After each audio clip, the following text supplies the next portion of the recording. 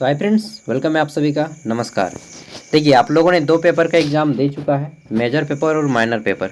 आप में से बहुत से लोगों ने माइनर पेपर कल दीजिएगा, दैट मीन्स 28 को, ठीक है। और अब मैं इस पेपर में बात करूंगा एमडीसी पेपर जूलॉजी के बारे में। आपका एक प्रश्न है कि क्या एमडीसी का पेपर ऑब्जेक्टिव आएगा या सब्जेक्टिव। तो मैंने बोला था आप लोगों को कि आप एग्ज़ाम सेंटर में अपने मास्टर से पूछिएगा ऑब्जेक्टिव होगा या सब्जेक्टिव। उनके पास क्वेश्चन पेपर अवेलेबल है, ठीक है, सब छप चुका है। तो पेपर ऑब्जेक्टिव है या सब्जेक्टिव मैंने पूछने बोला, तो कुछ लोगों ने पूछा, तो मास्टर लोगों ने भी उसी तरह से आंसर दिया, ठीक है, कि घुमा फिरा के कि 90% संभावना है कि ऑब्जेक्टिव होगा, ठीक है। कंफर्म कोई नहीं बोल रहा है। चलिए, तो इसी को संभावना को देखते हुए अब हम आगे की प्रोसेस करते हैं शुरू, ठीक है। तो जिन लोगों ने मुझे नहीं देखा था देख लिए। देखने से क्या होगा भाई, चेहरा देखने से कुछ नहीं होता है, पढ़ाई लिखाई और यही सब मायने रखता है, ठीक है। व्यक्ति की पहचान उसके काम से होती है, उसके नाम से नहीं या चेहरे से नहीं, ठीक है। तो एसकेएमयू दुमका एमडीसी जूलॉजी, और एमडीसी का जो पेपर है सेमेस्टर 1, 2 और 3 तीनों में सेम रहता है। सेम, हाँ, ठीक है। सेमेस्टर 1 में रखिए तो भी यही पढ़ना है, 2 में भी रखना है तब भी यही, और 3 में भी यही। अब पेपर सब्जेक्टिव आएगा या ऑब्जेक्टिव, गोली मारो उसको, जो भी आएगा हम दोनों पढ़ेंगे, सब्जेक्टिव भी पढ़ेंगे ऑब्जेक्टिव भी पढ़ेंगे, ठीक है। तो इस रिगार्डिंग मैं हो सकता है 6 या 7 वीडियो लाऊं। आज का हमारा पहला वीडियो रहेगा एमडीसी के ऊपर, ठीक है। 2 दिनों के अंदर मैं 6 को या 7 को वीडियो अपलोड कर दूंगा, ठीक है। यूनिट 1, प्रत्येक यूनिट का मैं एक वीडियो बनाऊंगा। आज है हमारा पहला यूनिट, ठीक है। तो शुरू करते हैं फर्स्ट यूनिट को। इसमें मैंने 15 को ऑब्जेक्टिव क्वेश्चन भी लिया है, ठीक है। 15 ऑब्जेक्टिव हमारे क्वेश्चन भी हैं। चलिए, लाइन भी आ गया यार। पानी ना परेशान हो गए हैं। आप लोग की तरफ पानी दे रहा है? नहीं जी। संथाल परगना 6 गो जिला में कौन कौन जिला में पानी दे रहा है? गोड्डा, पाकुड़, साहेबगंज, दुमका, जामताड़ा, कहाँ कहाँ पानी दे रहा है यार, बताओ आप लोग। झारखंड में तो पानी से बेहाल हो गए हैं हम लोग, ठीक है। तो चलिए देखते हैं यूनिट 6 गो यूनिट में हम ऑब्जेक्टिव और सब्जेक्टिव दोनों पढ़ेंगे, ठीक है। तो आज जो है काफ़ी रात हो चुका है और मैं खाना वगैरह भी नहीं खाया हूँ। मेरी घर के लोग खाना वाना खा के सो गए हैं, ठीक है। और मैं सभी पेपर का, माइनर पेपर का नहीं बना पाया यार। समझ सकते हो कि आप लोग तो एक पेपर का एग्ज़ाम का तैयारी करते हो, मुझे सभी पेपर को पढ़ाना होता है ना। सब पेपर का तैयार करते करते मैं थक जाता हूँ, ठीक है, इसलिए सभी का नहीं करा पाया, सॉरी। चलिए, सॉरी भी मांग लिया। तो पशु जगत का संक्षिप्त परिचय सबसे पहले ये जान लेना है आपको। जूलॉजी जानिए कि जूलॉजी का फुल फॉर्म, सॉरी, हिंदी क्या होता है। तो जूलॉजी का हिंदी होता है जंतु विज्ञान, ठीक है। बायोलॉजी का ही एक अंग है जूलॉजी, BIOLOGY, बायोलॉजी जिसे हम लोग जीव विज्ञान बोलते हैं, इसी का एक अंग है जूलॉजी, जिसमें केवल जंतुओं के बारे में पढ़ा जाता है।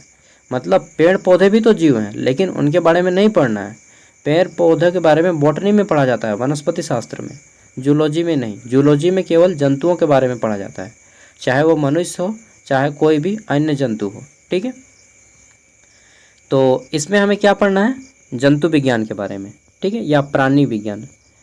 प्राणी विज्ञान जिसे जंतु विज्ञान भी कहा जाता है, जीव विज्ञान की एक शाखा है जो जानवरों का अध्ययन कराती है। इसमें जानवरों के शरीर, विकास, वर्गीकरण, व्यवहार और परिस्थितियाँ शामिल हैं, ठीक है।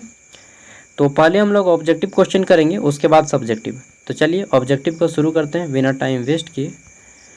तो हमारा ऑब्जेक्टिव कहाँ से शुरू होगा जी? शुरू होगा यहाँ से, यूनिट 1 ऑब्जेक्टिव, वस्तुनिष्ठ प्रश्न, जिसको हम लोग इंग्लिश में मल्टीपल चॉइस क्वेश्चन आंसर बोलते हैं, ठीक है। तो हमारा पहला प्रश्न है कि पशु जगत से, पशु जगत का संक्षिप्त परिचय, एनिमल किंगडम ओवरव्यू। इससे हमारा पहला प्रश्न है, निम्न में से कौन सा जंतु एक कशेरुकी है, ठीक है।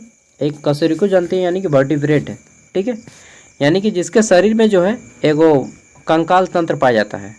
तो ऑक्टोपस, ऑक्टोपस देखे हैं ना, ऑक्टोपस जो ऐसा होता है, आपने देखा होगा, ऑक्टोपस इस तरह से नहीं होता है जी, पूरा निकला हुआ होता है। हाँ, तो ऑक्टोपस, उसके शरीर में तो हड्डी ही नहीं होता है, तो ऑक्टोपस नहीं होगा।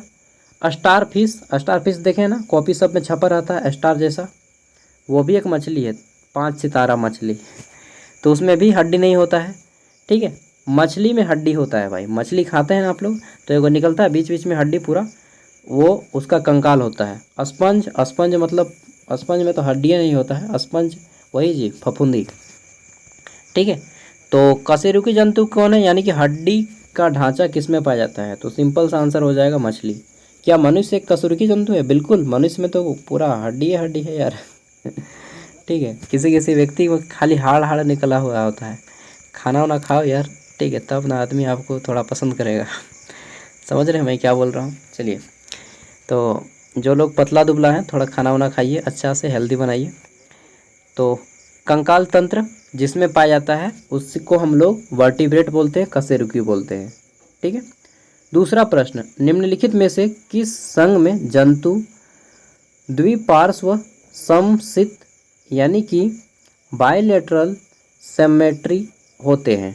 ठीक है, तो बायलेटरल सिमेट्री किस में होता है, यानी कि उसका जो शरीर है दो पार्ट्स में बटा होता है। तो इसका मैं डायरेक्टली आंसर बता देता हूँ, प्लेटीहेल्मिन्थेज, इसका याद कर लीजिएगा। ठीक है, अगर ऑप्शन दे पोरीफेरा, सिलेंट्रेटा, प्लेटीहेल्मिन्थेज और इकानोडर्मेटा, तो ये जंतु के जंतु जगत हैं। तो इसका राइट आंसर हो जाएगा प्लेटीहेल्मिन्थेज में जितने जो हैं वह ऐसे जंतु आते हैं जिसका शरीर दो भागों में बटा होता है। ठीक है, आगे बढ़ते हैं हम लोग। तो हमारा यहाँ पे तीसरा प्रश्न है, प्रश्न क्या है, पोरीफेरा संघ के जंतु की विशेषता क्या होती है। देखिए यहाँ पे हमारा पोरीफेरा भी एक ऑप्शन में है ना। तो पोरीफेरा संघ के जो जंतु होते हैं उसके बॉडी में छिद्र होता है। क्या होता है, छिद्र होते हैं, छोटे छोटे छिद्र होते हैं। ठीक है, छिद्रों की उपस्थिति होती है। तो पोरीफेरा संघ के जंतुओं में क्या होती है, छोटे छोटे छिद्र की उपस्थिति होती है, खास करके ये कीड़ा वगैरह में पाया जाता है। ठीक है, आगे देख लेते हैं। नेक्स्ट है हमारा, अब दूसरा टॉपिक है हमारा डेवलपमेंट, जंतु का विकास। ठीक है, का सिद्धांत। तो विकास का सिद्धांत किसने दिया, सबसे पहला प्रश्न हमारा यही आता है कि विकास का सिद्धांत किसने दिया है, तो लेमार्क ने। ये एक साइंटिस्ट थे, लाइमार्क और डार्विन। ठीक है, लेमार्क और डार्विन। तो हमारा प्रश्न क्या है कि लेमार्क के सिद्धांत को क्या कहा जाता है, तो लेमार्क ने सिद्धांत दिया, लेमार्क एक वैज्ञानिक है, इनके सिद्धांत को बोला जाता है उपयोग और अनुपयोग का सिद्धांत। उपयोग और अनुपयोग माने जिसका आप ज़्यादा उपयोग कीजिएगा। ठीक है, सपोज दैट आप जो है स्कूल में फटीचरगिरी करने में आगे हैं, एक दो लड़का रहता है ना खाली फटीचरगिरी करते रहेगा यार, एक दो लड़की खाली चुगली करती रहेगी, तो जो जिस काम में आगे रहेंगे वो उसी काम में आगे एक्सपर्ट हो जाइएगा। ठीक है, कुछ स्टूडेंट पढ़ने में आगे रहता है तो वो पढ़ने में ही आगे होता है। ठीक है, तो आप जिस काम को ज़्यादा कीजिएगा, अगर आप पढ़ाई ज़्यादा टाइम पे कीजिएगा, लंबे समय तक आप पढ़ाई कीजिएगा, मतलब डेली ज़्यादा पढ़ाई करते हैं तो आप पढ़ाई में तेज़ हो जाइएगा। अगर आप लोफरगिरी ज़्यादा कीजिएगा, फटीचरगिरी जिसको हम लोग छपरी बोलते हैं, तो अगर आप उस टाइम में जाइएगा तो आप फिर इस लाइन में एक्सपर्ट हो जाइएगा। ठीक है, अगर आप कोई काम करते हैं, ठीक है, मान लीजिए कि आप डेली 2 घंटा जिम जाते हैं तो आप उस काम में माहिर हो जाइएगा। इसी को बोलते हैं उपयोग और अनुपयोग का सिद्धांत।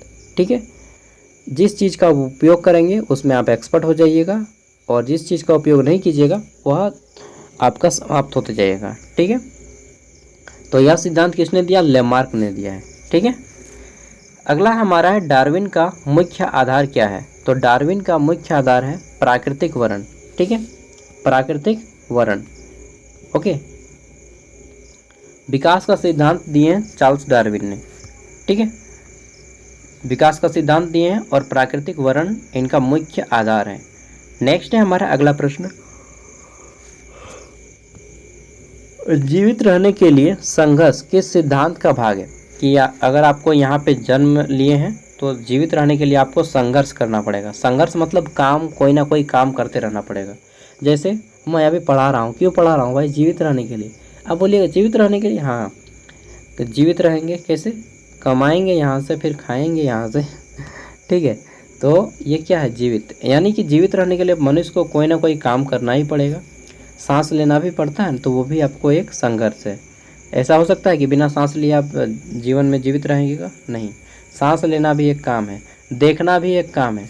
अब देखना कैसे काम है एक, चलिए, देखने में क्या खाना नहीं लगता है, कैसे नहीं लगता है, आप रात को देर रात तक देखिए फिल्म, भूख नहीं लगेगा, फिर बताइएगा बात को। तो देखना भी एक काम है, यानी कि अगर आपको इस दुनिया में रहना है तो कोई ना कोई काम करते रहना पड़ेगा। जीवित रहने के लिए संघर्ष किस सिद्धांत का एक भाग है, तो यह डार्विन के एक सिद्धांत का भाग है। और सेम चीज़ गीता में भी लिखा है, भगवत गीता में, ठीक है।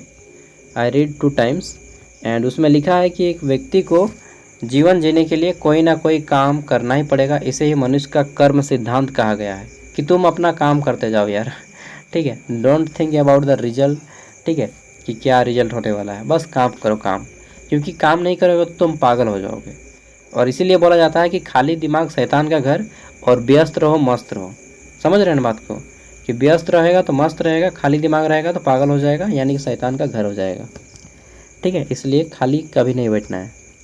अगला हमारा प्रश्न है जैव, अणु, प्रोटीन, कार्बोहाइड्रेट और वसा से।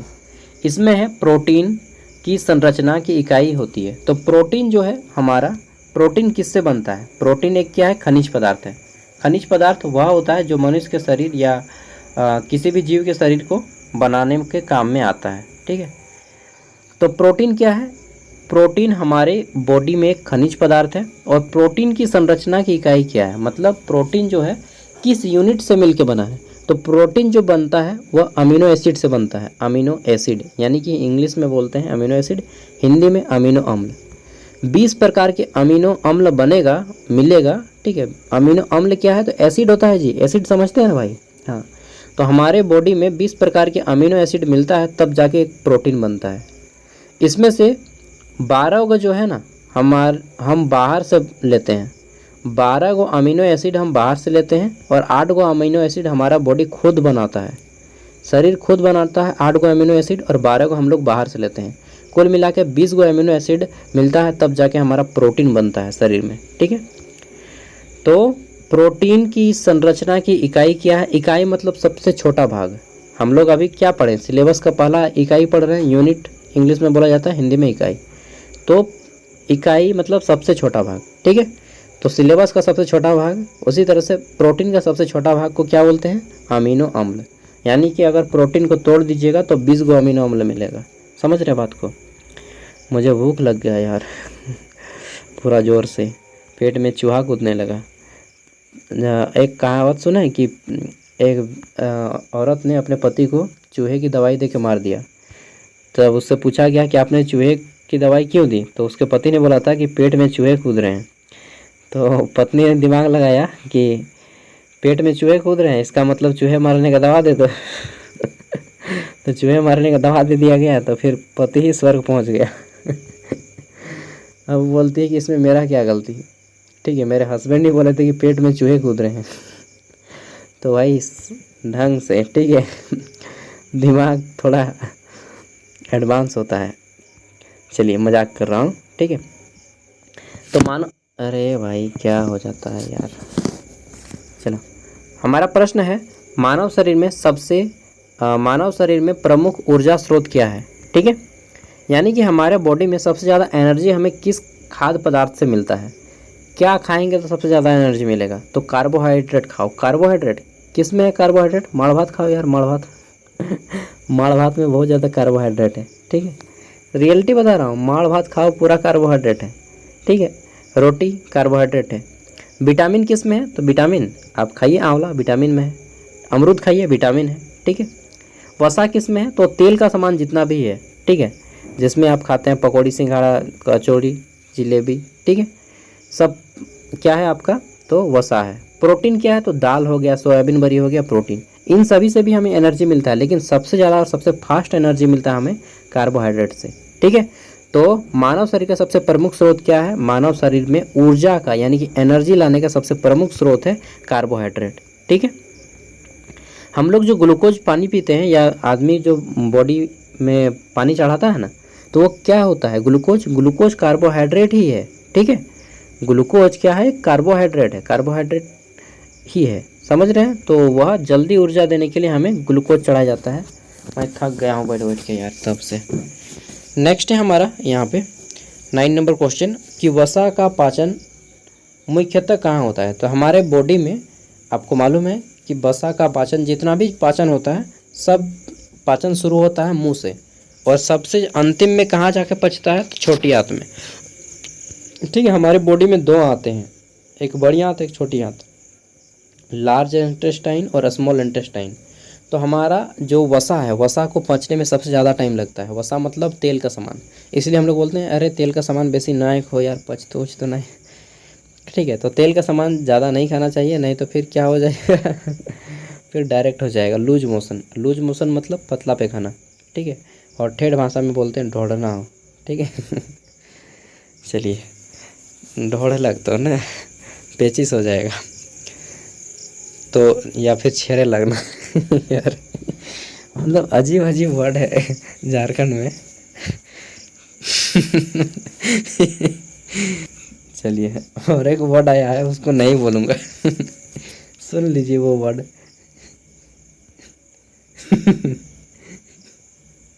ज़्यादा तेल के सामान कहिएगा तो चलिए हम लोग आगे बढ़ते हैं, ठीक है।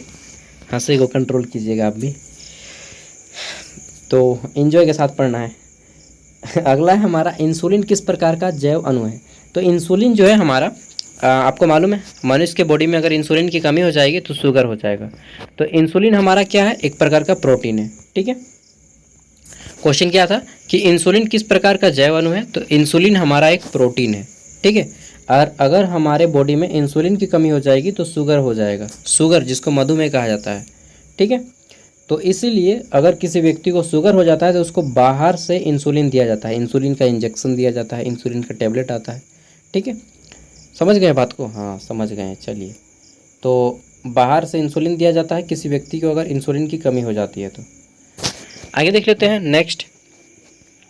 और आपको मालूम है किसी व्यक्ति का अगर शुगर जो मापा जाता है वह मापा जाता है mmHg से, नहीं यार, मिलीग्राम पर DL, मिलीग्राम mg पर DL, हाँ मिलीग्राम पर DL जो शुगर मापा जाता है।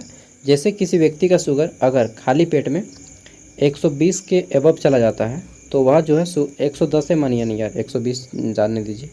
अगर किसी व्यक्ति का शुगर खाली पेट में 110 है, रीडिंग आता है 110 मिलीग्राम प्रति डेसीलीटर DL, ठीक है। तो वह व्यक्ति शुगर अगर 110 प्लस जाता है तो उसका शुगर हो गया है, अगर 110 से कम आएगा तो उसका शुगर नहीं हुआ है। खाना खाने के बाद वही अगर एक व्यक्ति का शुगर चेक कराते हैं और अगर शुगर का काउंटिंग 140 मिलीग्राम पर DL से ज़्यादा आता है तो उसको हम लोग बोलते हैं शुगर हुआ है, और 140 से कम आता है तो उसको बोलते हैं शुगर नहीं हुआ है। याद कर लीजिएगा, लिख लीजिए, काम देगा। किसी को बोलेगा कि मेरा शुगर है, पूछिएगा कितना मिलीग्राम, तो 110 खाली पेट में चेकअप होता है, 110 से कम होना चाहिए, और खाना खा के 140 से कम होना चाहिए, ठीक है। याद कर लो यार, सिखा रहा हूँ, बूढ़ा लोग को बता देना जिसका शुगर 400-500 होता है ना, वो आदमी एकदम पूरा हाई लेवल पे शुगर हो जाता है उसको। चलिए, मैं पैथोलॉजी में 3 साल काम किया हूँ, इसीलिए मुझे ये सब नॉलेज है। अगला है अंतःस्रावी ग्रंथियाँ, एंडोक्राइन ग्लैंड्स। अंतःस्रावी ग्रंथियाँ क्या होती हैं, वैसी ग्रंथियाँ जिससे हमारा इंटरनल ऑर्गन में, ठीक है, मतलब क्या बोलते हैं यार, इंटरनल ऑर्गन से हमारा जो है कोई ना कोई, क्या उसको बोलेंगे, मतलब कोई ना कोई जो है हमारा एसिड निकलता है या कोई ना कोई निकलता ही है, ठीक है, जूस। चलिए, तो जैसे क्वेश्चन है इंसुलिन हार्मोन, हाँ हार्मोन निकलता है, एंड ग्रंथि से हमें हार्मोन निकलता है। बहुत सारे हमारे अंदर में ग्रंथियाँ हैं जिससे हमें हार्मोन निकलते हैं, ठीक है। तो इंसुलिन हार्मोन किस ग्रंथि से निकलती है, तो इंसुलिन जो निकलता है वह पैनक्रियाज से निकलता है, ठीक है। हमारे बॉडी का एक पार्ट है पैनक्रियाज, एक अंग है, अंग मतलब पार्ट, ठीक है। तो हमारे बॉडी का एक अंग है पैनक्रियाज जो कि अंदर में पाया जाता है किडनी के पास। अगर यह काम करना बंद कर दे तो शुगर नहीं बना पाता है, सॉरी प्रोटीन नहीं बना पाता है, वो आपका इंसुलिन वाला प्रोटीन नहीं बना पाता है, मतलब इंसुलिन नहीं बनाने लगता है। अब इंसुलिन नहीं बनाने लगेगा तो जो खून है मीठा हो जाएगा, ठीक है। और इंसुलिन क्या करता है, खून को मीठा होने नहीं देता है। जब व्यक्ति का खून मीठा हो जाता है तो जो है क्या हो जाता है, शुगर हो जाता है, ठीक है। तो पैनक्रियाज क्या है, वह अंग है जो खराब होने पे व्यक्ति को शुगर हो जाता है। अगला है थायराइड। बहुत से व्यक्ति थायराइड का दवा खाते होंगे, थायराइड का खाते हैं ना, सोडियम थायरोक्सिन 50 mg, 25 mg, 12.5 ग्राम, 100 ग्राम। तो सोडियम थायरोक्सिन मेडिसिन खाया जाता है अगर किसी को थायराइड होता है तो, ठीक। तो थायरोक्सिन सोडियम, थायराइड ग्रंथि में जब थायराइड अंग खराब हो जाता है तो हमें थायराइड होता है, जिसको हम लोग घेंघा रोग बोलते हैं या फिर गोइटर भी, ठीक है। तो क्वेश्चन क्या है कि थायराइड ग्रंथि कहाँ स्थित है। ये जो थायराइड ग्रंथि है ये हमारे गले में स्थित है। कहाँ पे? गले में। मेरी माँ का भी हुआ है, ठीक है, गर्दन में या गला में। तो गर्दन इसका या गला, नेक इंग्लिश में बोलिएगा, ठीक है। यार बहुत ज़ोर से भूख लग गया, रियली बता रहा हूँ यार, घर जाके एकदम खाऊंगा। नेक्स्ट है एड्रिनल ग्रंथि से कौन सा हार्मोन स्रावित होता है। तो हमारे बॉडी में जैसा पैंक्रियाज से शुगर यानी कि इंसुलिन निकलता है, उसी तरह से एड्रिनल जो ग्रंथि है इससे कौन सा हार्मोन निकलता है। तो एड्रिनल नाम से ही आपको मैच कर जाएगा, एड्रिनलिन, ठीक है। एड्रिनल ग्रंथि से एड्रिनलिन हार्मोन रिलीज होता है। हमारा 14 नंबर प्रश्न है कि ग्रोथ हार्मोन, ग्रोथ मतलब लंबाई बढ़ने वाला हार्मोन, किस अंग से निकलता है। तो ग्रोथ हार्मोन जो है हमारा पिट्यूटरी ग्लैंड से निकलता है, जिसको हम लोग हिंदी में पीयूष ग्रंथि बोलते हैं। ग्रंथि हिंदी में, इंग्लिश में ग्लैंड, ठीक है।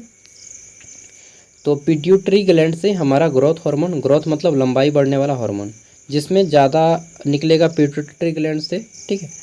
पिट्यूटरी ग्लैंड से HGH हार्मोन निकलता है, HGH, ठीक है। HGH हार्मोन निकलता है। वो हार्मोन जिसका ज़्यादा निकलेगा पिट्यूटरी ग्लैंड से वो ज़्यादा लंबा रहेगा, जिसका कम निकलेगा वो कम लंबा होगा। जैसे मुझे मेरे बॉडी में पिट्यूटरी ग्लैंड से HGH हार्मोन कम निकला है, ठीक है, इसलिए मेरा हाइट 5'2" है, ठीक है। मैं शॉर्ट हाइटेड पर्सन हूँ भाई, मध्यम कद वाला व्यक्ति। अब 15 नंबर का प्रश्न है जिसका उत्तर आप दीजिएगा कि किस ग्रंथि को मास्टर ग्रंथि कहा जाता है, ठीक है।